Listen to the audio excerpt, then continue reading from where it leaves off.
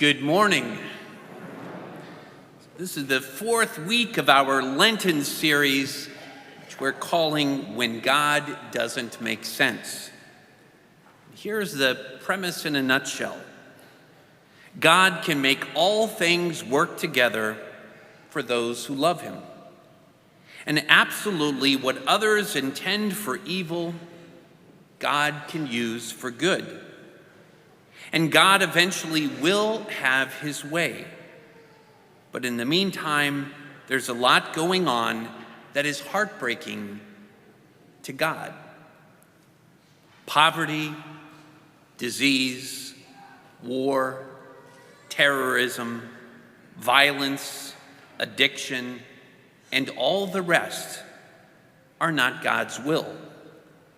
It might be what they call God's preferred will versus God's permissive will.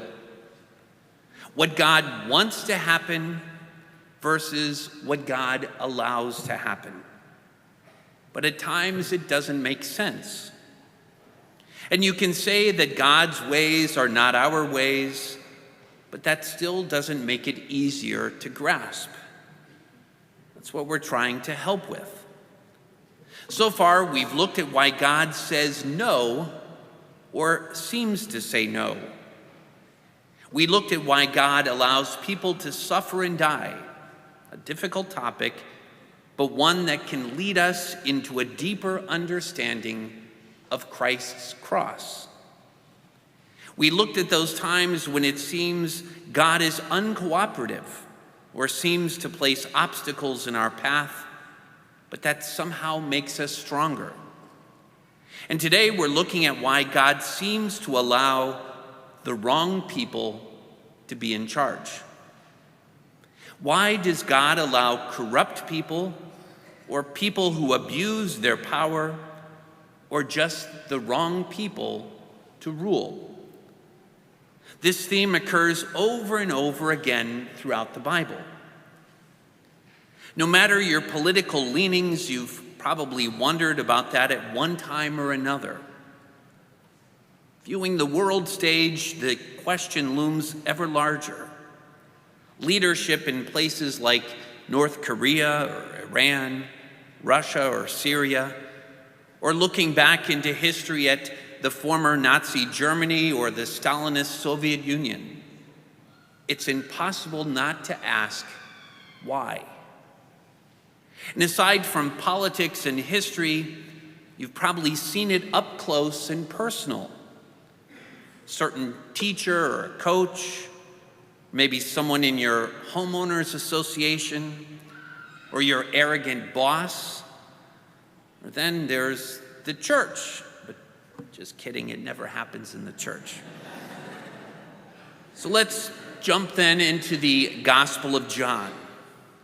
We heard in today's gospel, as Jesus passed by, he saw a man blind from birth. And he ended up healing this man in the most peculiar way, with saliva and dirt. And it created quite a stir, and the crowd brings the blind man to their religious leaders, who were the Pharisees, and who were out to get Jesus. This gave them another reason to hurt him. The first problem with this miracle was that it occurred on the Sabbath, the day of rest. And these religious leaders had strict rules, even though they were corrupt. So some of the Pharisees said, "This man is not from God because he does not keep the Sabbath." So they ignored the miracle of sight to the blind and decided to focus on the rule that was broken. Then the poor guy's parents basically deny him, no doubt terrified at being brought before these corrupt Pharisees. The leaders even said that if anyone followed Jesus, they would be expelled from the synagogue, which would make them total outcasts in the community. So a second time they called the man who had been blind and said to him, "Give God the praise. We know that this man is a sinner." Talking about Jesus. But the man born blind refuses to play along. He replied, "If he's a sinner, I do not know. One thing I do know is that I was blind and now I see." He sees what they refuse to see, that Jesus is from God.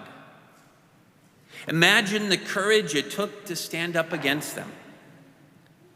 So finally, the Pharisees threw him out. And Jesus found him and said, "Do you believe in the Son of Man?" He answered and said, "Who is he, sir, that I may believe in him?" Jesus said to him, "You have seen him. The one speaking with you is he." He said, "I do believe, Lord," and worshiped him. Jesus revealed himself to the man who was born blind as the Messiah. And the man in turn worships him. That truly is a personal relationship with Christ. No matter what injustice you or those you love have experienced, the Lord stands ready to comfort you and reveal himself to you, which can happen most effectively in consistent daily prayer. Talking to him like the man born blind. And when you're in trouble, Jesus seeks you out and finds you. All you have to do is believe. The reason God allows obstacles and difficulties in our life is because God tests us to build our character.